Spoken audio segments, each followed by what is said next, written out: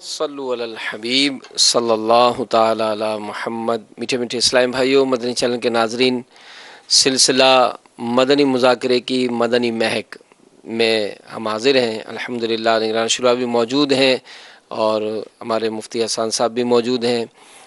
یوں تو اس مدنی مذاکرے میں کثیر موضوعات بھی ڈسکس ہوتے ہیں، مختلف سوالات کیے جاتے ہیں، اور ضمن میں امیر علیہ سنت کے حکمت بھرے الحمدللہ مدنی پھول یہ ہم سننے کی سعادت حاصل کرتے ہیں۔ تو ابتدا میں کرتا ہوں کہ ایک موضوع پر ڈسکس ہوئی تھی، امیر علیہ سنت نے امام مؤذن کے تقرر کے حوالے سے ایک سوال تھا، جس کے جواب میں کچھ باتیں آپ نے بھی کی تھیں، کچھ امیر علیہ سنت نے بھی ارشاد فرمائی تھی۔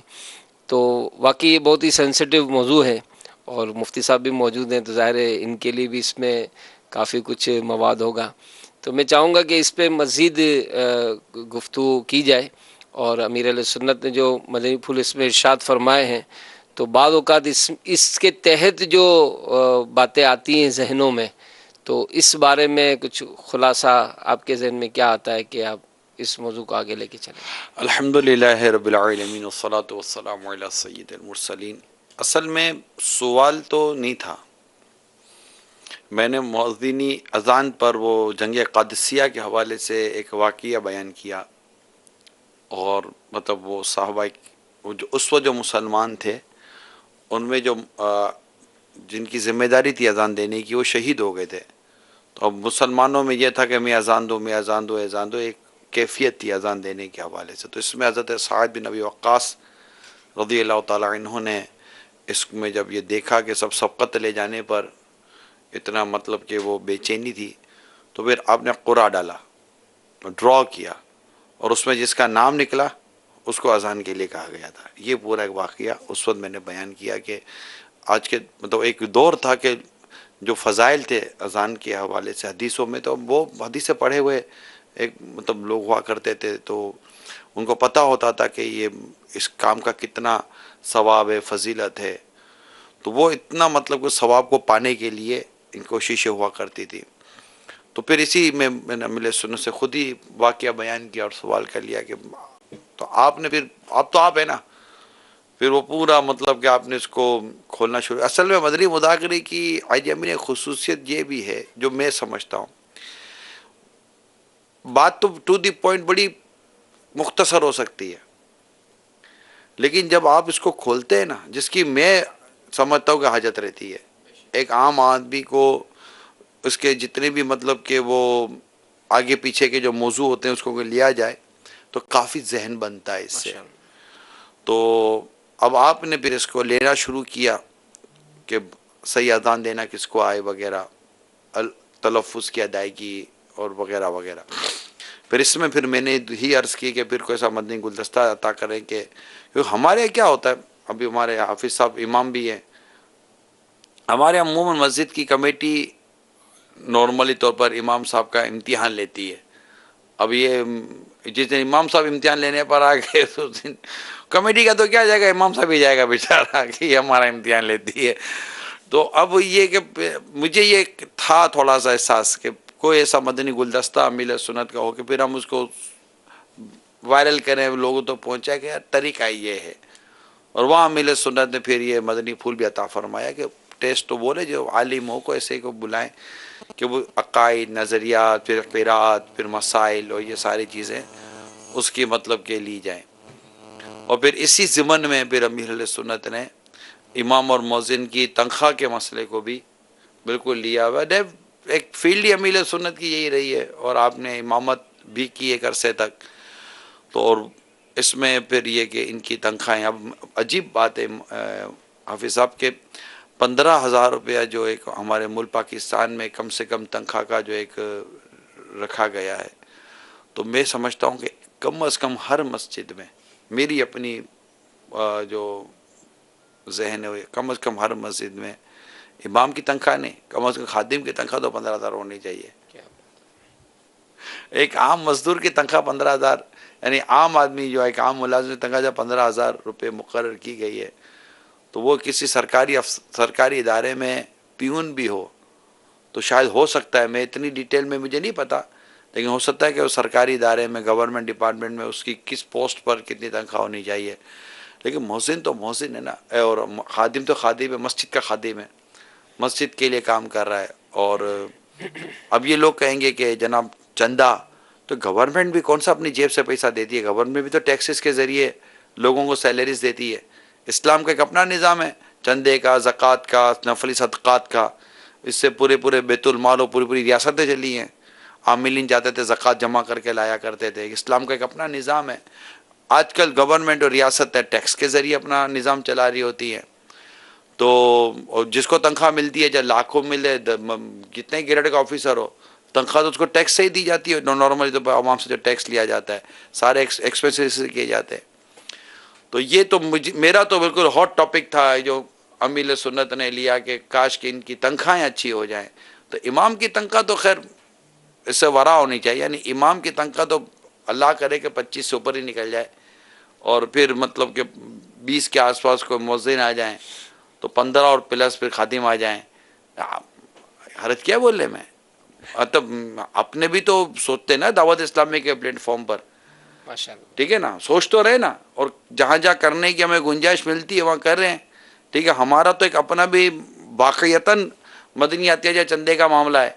اور میں تو بالکل واضح طور پر عرض کرنا چاہتا ہوں کہ اگر دعوت اسلامی کے پاس اتنا روپیہ آ جائے مدنی عطیات کی صورت میں کہ ہمارے یہ جو روزمرہ کے دیگر جو ہمارے سالانہ اخراجات کے ساتھ ساتھ اتنا سرپلس بھی ہو جائے نا کہ ہم یہ کریں، تو سب سے پہلے میرا اپنا گوہ، سب سے پہلے تو میں ہمارے جو مؤذنین، خادمین، جو امام، اور یہ سارے اسپیشل جو ہمارے جو مدنی اور ہمارے جو علماء ہیں، ان کے مشاعرے، ان کی تنخواہ تو مدینہ کر دی جائے. اب یہ طبقہ یار معاشرے کو چلا رہا ہے.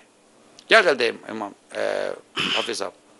اصل میں دو باتیں میں عرض کروں گا. ایک تو آپ اس پہ امیر علیہ سنت بھی گفتگو فرما چکے، آپ بھی بیان کر رہے ہیں کہ دونوں طرف لحاظ ہونا چاہیے. یعنی جیسے ایسے افراد کو، کمیٹی کو، یا جو بھی نظام کو سنبھالتے ہیں، ان کو ان چیزوں کو دیکھنا چاہیے کہ ظاہر ہے کہ زمانے میں وہ بھی جی رہے ہیں، اور جو ضروریات دوسروں کی ہوتی ہیں وہ ان کی ہوتی ہیں. بالخصوص جیسے خادم کی آپ نے بات کی، تو ہمارے عمومی طور پر جو خادمین مساجد کے اندر ہوتے ہیں وہ عمومی طور پر 24 گھنٹے وہیں ہوتے ہیں، اور ان کا کوئی دوسرا کام بھی نہیں ہوتا. یعنی انہوں نے صرف اور صرف مسجد کو سنبھالنا ہے، اور یعنی اس میں صفائی وغیرہ کرنی ہے، مسجد کے اندر اس کی حفاظت کا انتظام کرنا، یہ سارا ہوتا ہے.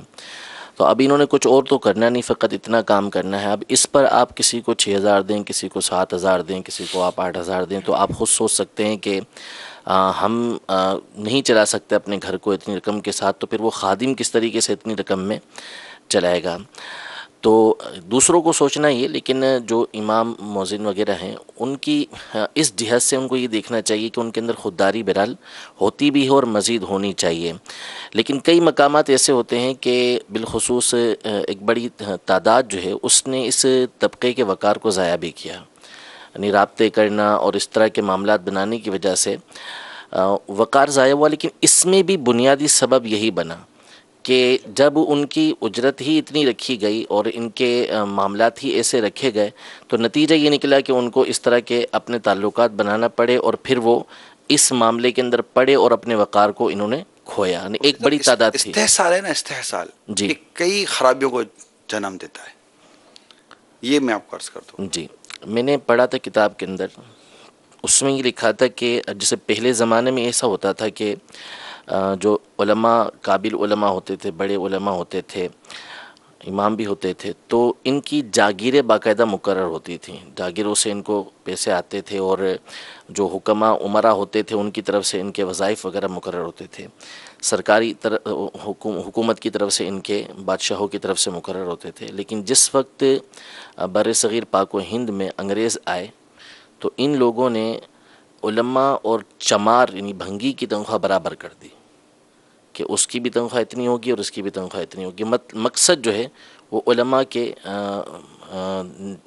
توہین کرنا. اور ظاہر سی بات ہے کہ جب اس کی تنخواہ ہی نہیں ہوگی، اس کی اجرت ہی نہیں ہوگی، تو ایک بڑی تعداد ہے کہ جو اس کی طرف، علم دین کی طرف مائل نہیں ہوگی. تو یہ ایک باقاعدہ اس طرح کا سلسلہ بھی چلایا گیا تھا. تو یہ اللہ کرے کہ یہ اس پہلو کی طرف امیل سنت نے ایک تو توجہ دلائی. دوسرا یہ کہ یہ بات ہمارے مسجد چلانے والے جو بھی عاشقان رسول ہیں ان کے لیے بڑی اہم بات ہے. اس میں کوئی وہ شرم و لحاظ کا نہ رکھیں، بلکہ جب بھی امام کو مؤذن کو اس طرح کسی کا اپائنٹمنٹ کرنی ہے تو خود آگے بڑھ کر یہ کام کرنے کے بجائے، ہاں آپ میں اگر اہلیت ہے، آپ ماشاءاللہ نماز کے احکام اور اس کے مسائل کو سمجھتے ہیں اور امامت کی جو ذمہ داریاں ہیں اس کو جانتے سمجھتے ہیں، تو فبیہ بہت اچھی بات ہے اگر آپ خود ہی آگے بڑھ کر ان تمام کاموں کو انجام دیتے ہیں. لیکن اگر کوئی امام رکھنا چاہتے ہیں تو پھر اس میں فائدہ ہے نا کہ اگر آپ ان کو آگے لائیں جو امامت کے مسائل اور احکام کو جانتے ہیں، تو پھر آپ یہ جس کو امام رکھیں گے وہ اپنی نمازوں کی بھی حفاظت کرے گا، دوسروں کی نمازوں کی بھی حفاظت کرے گا، اور پھر ایسے قابل اور اہل افراد کو پھر اچھے انداز میں رکھنا یہ بھی ہماری ذمہ داری تھی. یہ امیل سنت کا ایک مجموعی طور پر مدنی پھول تھا. اچھا، اس میں ایک جو گفتگو چلی ہے تو اتفاق سے مسجدوں میں جب جانا ہوتا ہے تو ایک اور بات بھی میں نے اتفاق سے اس ہفتے میں 2 جگہوں کی بات آپ کی گفتگو سے یاد آ رہی تھی کہ مختلف ڈیزائننگ کی جا رہی ہے نا، جیسے مختلف میناکاری اور مغلیہ اسٹائل میں مختلف محرابیں بنا رہے ہیں. تو میں نے ایک مسجد میں جب گیا، جب وہاں کچھ مدنی حلقے وغیرہ سے فارغ ہوئے، تو میں نے پوچھا کہ اس مسجد کے خادم کتنے ہیں؟ اب وہ خادم ایک. اب میں نے کہا اتنا بڑا ہال، اس پہ اتنے سارے نقش و نگار آپ نے بنائے، یہ بیچارہ اکیلا کیسے صاف کرے گا اس کو؟ اچھا، پھر وہی کہ اتنی بڑی مسجد، خادم ایک، وضو خانہ دھونا، صفائیاں کرنا، یہ پورا ایک کام ہے. یعنی اگر واقعی دنیاوی طور پر ان کے اپنے اداروں کو دیکھتے ہیں تو ایک چھوٹے سے کام کے لیے 4 آدمی رکھے، اور اتنی بڑی مسجد یا اتنا بڑا کام، تو اول تو وہ تنخواہوں کے تو مسائل اپنی جگہ ہیں، طاقت سے زیادہ کام مجموعی طور پر دیکھنا چاہیے. امام صاحب، حافظ صاحب، امام صاحب، مفتی صاحب، جو بھی آپ مجموعی طور پر دیکھنا چاہیے نگران صاحب کہ یہ کمیٹی ہے نا، یہ چندے پر ہی دیتی، یعنی ایسا نہیں کہ کمیٹی نے مسجد کے چندے پر وہ اپنا بزنس چلانا ہوتا ہے. نارمل تو ان کو چندہ آتا ہے. اچھا، یہ بھی ایک ان کا لگا بندہ انداز ہے. مثال کے طور پر انہوں نے دیکھنا ہے کہ امام کی تنخواہ اتنی، الیکٹرک بل اتنا، بجلی کا گیس کا بل اتنا، پانی کا بل اتنا، یہ سب یہ کیلکولیشن نکالیں گے یا 1.5 لاکھ روپے مہینہ. اب ان کو پتا ہے کہ ہم نے مرا کر جمعہ کا چندہ کر کے گلی کوچوں سے جمع کر کے ہم نے 1.5 لاکھ روپیہ کرنا ہے، کیونکہ ان کا بھی تو وہ ہے نا کہ بڑھانے کا یہ سب. تو یہ اچھا، ان کو بھی مسجد چلانے کے لیے چندہ کرنا ہے، کوئی ایسا نہیں کہ ان کو مطلب ہاتھ چوم کے ان کو چندہ دے جاتا ہوگا مسجد کا. یہ بھی ہوتا ہے کہ مسجد کی کمیٹی بھی چی بول جاتی ہوگی، بعض اوقات کمیٹی کو بھی چندہ ملنے میں تکلیف ہوتی ہوگی. تو یہ تو جرنلی طور پر جتنی بھی ایک مسلم کمیونٹی ہے، یہ ان سب کا مجموعی مسئلہ ہے نا کہ مسجد یہ کمیٹی کی نہیں ہے، مسجد محلے کی ہے. امام اس محلے کی مسجد کا امام ہے، امام کوئی کمیٹی کا امام نہیں ہے. کمیٹی تو ایک نظام چلانے کے لیے یا مجلس بولیں یا نظام چلانے کے لیے بنائی گئی ہے، لیکن یہ باحیثیت مجموعی تو یہ تو سب کی ذمہ داری ہے نا، جو بھی محلے میں جتنے مسلمان رہتے ہیں. کہ بلکہ میں تو بولوں کہ ہر ایک کو نماز پڑھنی ہی چاہیے، ڈیفینیٹلی پڑھنی چاہیے، مگر ہر ایک کو مسجد میں اپنا حصہ بھی ملانا چاہیے. کہ اگر اپنے محلے کی مسجد ہے تو 50، 100، 200 روپیہ ہفتے کا، مہینے کا اپنا حصہ تو مسجد میں جائے، تاکہ مسجد ایک مطلب خوشحالی کے ساتھ ایک مسجد کا نظام چلے نا. کہ کل کو مطلب اگر 11ویں بھی کرنی ہے تب بھی کمیٹی پریشان. ایک کمیٹی ہوتی تھی، میں نام نہیں لوں گا، ہماری تنظیمی اصطلاح میں ہم مجلس بناتے ہیں مساجد کی، لیکن جنرلی طور پر عام طور پر مسجد کی کمیٹیاں کہلاتی ہیں. وہ کیا کرتے تھے تو کھاتے پیتے لوگ، یہ جیسے بڑی راتیں آتی نا تو یہ کرتے نا، جو دو زوردار دار زور لنگر کرتے. میں بھی کبھی کبھی شرکت پہ پرانی بات ہے، اور میں ان کو ہمیشہ کہتا کہ یار آپ اپنی جیب سے کرنے کے بجائے میرا مشورہ ہے چندہ کیا کرو. ارے نہیں ہم کر لیں گے. آہستہ آہستہ آہستہ تو دیکھے کم ہوئی، آئٹم ہلکا ہوا، حتیٰ کہ میں نے خود دیکھا ایک وقت آیا کہ شیرنی بٹی. ٹھیک ہے، پھر میں نے ان کو دوبارہ بیٹھنے کا، میں آپ کو پہلے سمجھاتا تھا نا، عوام کو انوالو کرو. عوام دیتی ہے چندہ، ایسا نہیں کہ عوام یوں بالکل 100 چندہ نہیں دیتی، لیکن اب 2-4 آدمی نے ہاتھ پیر پر رکھا تھا سارا، اور جب ان کی اپنی مطلب کہ بیچاروں کی حالت، اصل میں ان کی اپنی گھر کے اندر ڈشیں ختم نہیں ہوئی ہوں گی عموماً، چندہ اصل میں نیاز ہی میں اصل میں عموماً لوگ یا رائے خدا میں جو خرچ کرتے ہیں نا اس میں کمی لاتے ہیں، اپنے ذاتی اخراجات میں اتنی زیادہ بڑے لوگ کمی نہیں لاتے.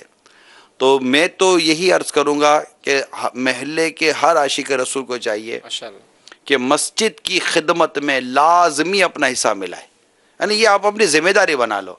اور جو مسجد کے تحت جو دکانیں لیتے ہیں اور جو کرایہ دیتے ہیں، وہ کرائے جیسے مثال کا 15,000 روپے کرایہ آئے اگر دکان کا، تو 15,000 روپے دکان کا کرایہ دو اور 5,000 روپے مسجد کو چندہ دو یار، کہاں ہے اللہ تم کو اور برکت دے گا. کرایہ بھی نہیں دیتے، مسجد کا کرایہ تو وصول کرنا مشکل ہو جاتا ہے. بہت مشکل ہے. اور مطلب جو عرف کے مطابق پوری مارکیٹ میں اگر 25,000 روپے چل رہا ہے نا، یہ تو 12,000 سے 13,000 نہیں کر سکتے.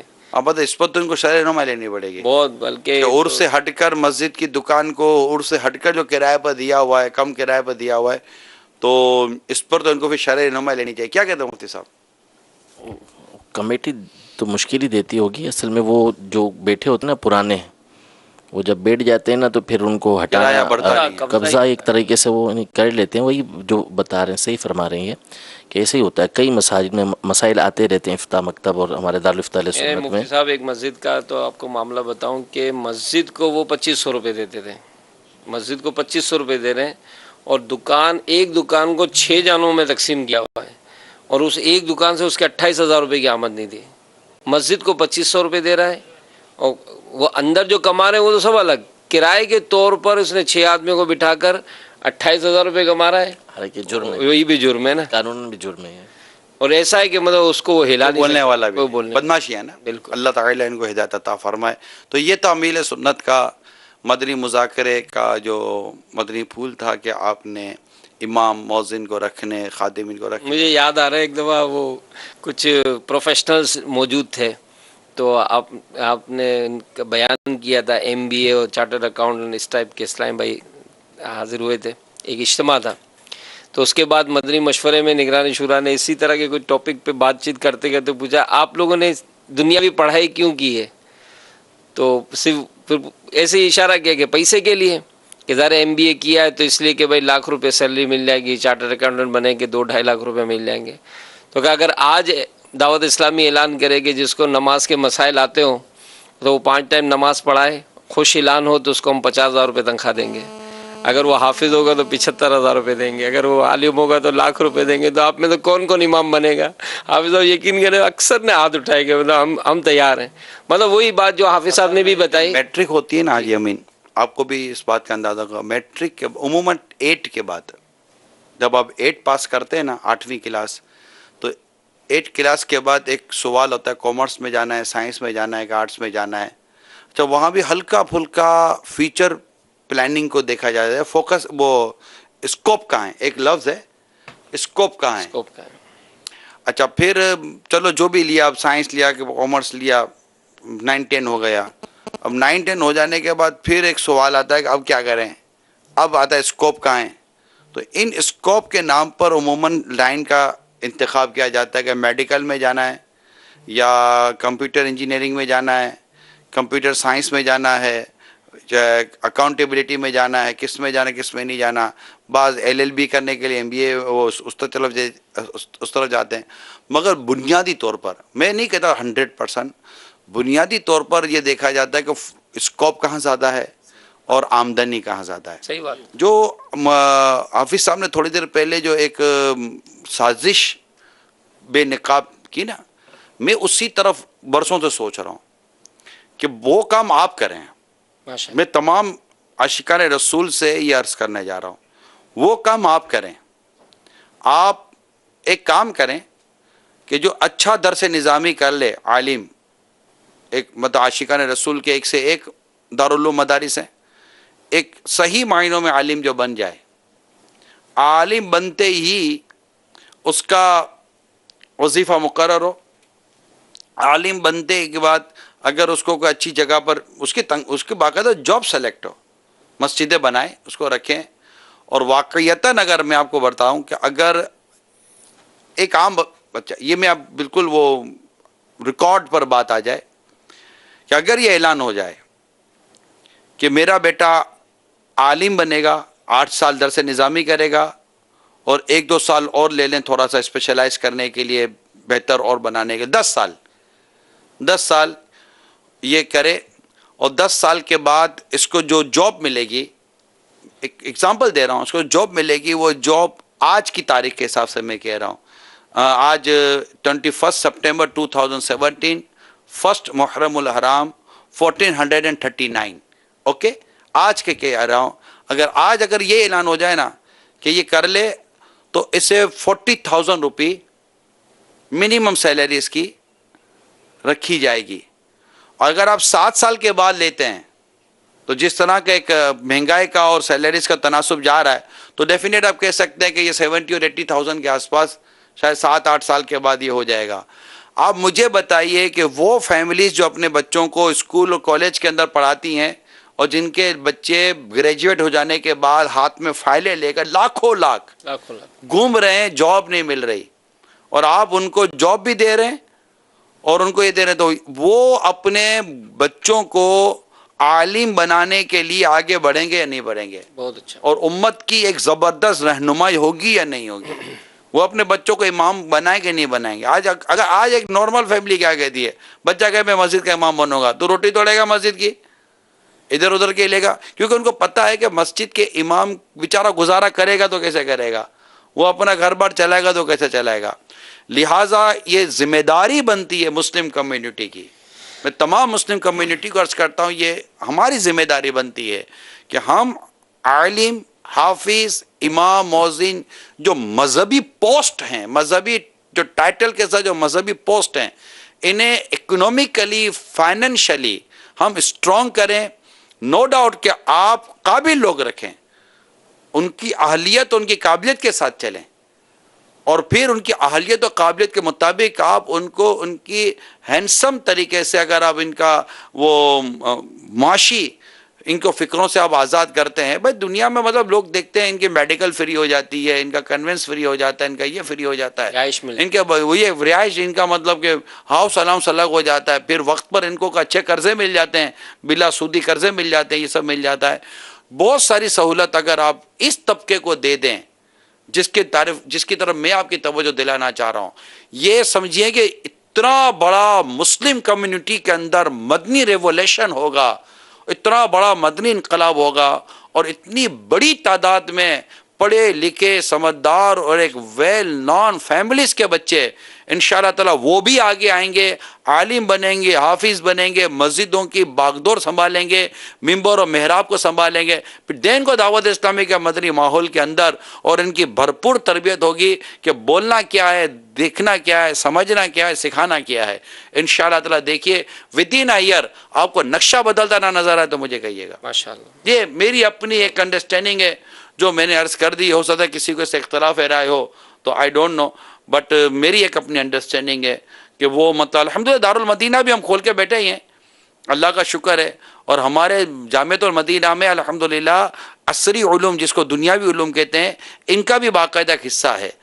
دعوت اسلامی میں انگلش لینگویج کورس کرایا جاتا ہے، دعوت اسلامی میں عربی لینگویج کورس کرایا جاتا ہے، الحمدللہ دعوت اسلامی بہت وائڈ ویژن کے ساتھ اور امت کی ایک رہنمائی کے طور پر الحمدللہ اپنی تحریک کو لے کر چلنے کا ذہن رکھتی ہے۔ اللہ قبول فرمائے۔ تو میرا جو ایک درد دل تھا وہ عرض کر دی، اور امیل سنت کے مدنی پھولوں کی ایک جو کہ ہم نے مدنی مہک کی نام رکھا ہے نام، تو اس کی مہک جو میں نے محسوس کی وہ آپ تک پہنچانے کی کوشش کی۔ میں تو یہاں پر مدنی چینل کے ناظرین سے کہوں گا کہ اگر آپ مسجد کمیٹی میں ہیں اور آپ کے پاس کوئی ایسے اختیارات ہیں اور ان مدنی پھولوں کو سن کر واقعی آپ کچھ تبدیلی لے آئے ہیں تو کیا ہی اچھا ہو کہ اپنے کچھ تاثرات ہمارے ساتھ شیئر کریں، فارم لے جائیں، ہم سے فارم لے جائیں، مسجد کے مطلب امام کے لیے جو آپ کو وہ کرنا ہے، ٹیسٹ لینا ہے، ہم آپ کو فارم دے دیں گے، مؤذن کا جو ٹیسٹ ہم اس کو فارم دے دیں گے۔ الحمدللہ دعوت اسلامی کے پاس یعنی ہمارا باقاعدہ ایک شعبہ ہے ایچ آر، جس کو مطلب ہم سیلریز پر جو رکھتے ہیں، ڈیفینیٹلی جس مطلب طبقے کے اندر جس تنظیم میں مور دین 19,000 امپلائیز کام کرتے ہوں، الحمدللہ ہم نے ان کے میڈیکل کے لیے اپنا باقاعدہ شعبہ بنایا ہے، اور شاید آپ کو خوشی ہونی چاہیے کہ ہمارا باقاعدہ اجیروں کا ویلفیئر فنڈ الگ ہے، ماشاءاللہ، جس میں ان کی مطلب کہ وہ دکھ سکھ کے اندر ان کو انہی کی سیلریز، یہ خود ہی اپنی مرضی سے اپنی سیلری سے یہ اتنے روپے کٹواتے، 100 روپے غالباً ہے، کم از کم 100 روپے کٹواتے ہیں، اور وہ جمع ہوتے ہیں، اور ان کے دکھ سکھ میں ان کو یہی رقم کام آتی ہے. اس کا پورا شرعی وہ باقاعدہ طریقہ کار دعوت اسلامی نے بنایا. مطلب اپنے تنظیم کے تحت عرض کر رہے ہیں، ایک آرگنائزیشن کے بنیاد پر میں عرض کر رہا ہوں کہ الحمدللہ یہ ساری چیزیں ہم نے اللہ تعالیٰ کی رحمت سے کی ہوئی ہیں. تو اب دعوت اسلامی کی ان تمام تر چیزیں ہم نے بنائے کر رکھی ہیں، اور اب جو بھی عاشق رسول ہمارے اس بنائے ہوئے نظام سے اگر اپنے ادارے، اپنی تنظیم یا اپنی مسجد میں فائدہ اٹھانا چاہتا ہے تو مدینہ ہم تو دارالمدینہ کا نصاب بھی الگ بنا رہے ہیں. اگر کوئی تعلیمی ادارہ ہمارے دارالمدینہ کے نصاب کو لے کر اپنے تعلیمی ادارے میں دینا چاہتا تب بھی ہماری منع نہیں ہے. ہم مطلب ایک میرا ہی رحمت پہ دعویٰ نہیں، شاہ کی ساری امت پہ لاکھوں سلام. ماشاء اللہ. تو یہاں پر تو میں اس کی بھی دعوت دوں گا کہ اگر آپ بھی کسی پروفیشن سے تعلق رکھتے ہیں اور آپ نے دعوت اسلامی کی ان خدمات کو دیکھا ہے، تو دعوت اسلامی کی ویب سائٹ پر ہمارا اس پہ پورا شعبہ ہے کہ پروفیشنلز جتنے بھی ہیں وہ اپنی خدمات چاہیں والنٹری چاہیں وہ ضرور دعوت اسلامی کو اپنی خدمات دیں.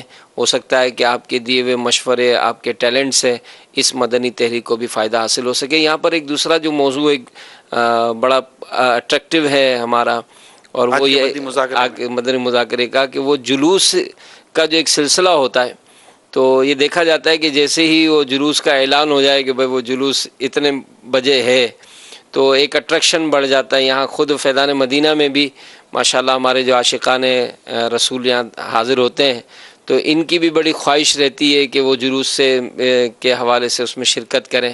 تو اس حوالے سے بھی ہمارے مدنی چینل کے ناظرین کو کچھ مدنی پھول ارشاد فرمائیں. بہت پیاری لاجک امیر سنت نے بیان کی. کیا بات ہے. جلوس کے حوالے سے مجھے تو بہت پسند آئی کہ جلوس کی وجہ سے ایک تو روحانی سکون ملتا ہے. عبادت وہ اگر روح کو سکون دے تو عبادت بھی کیا بات ہے مدینے کی.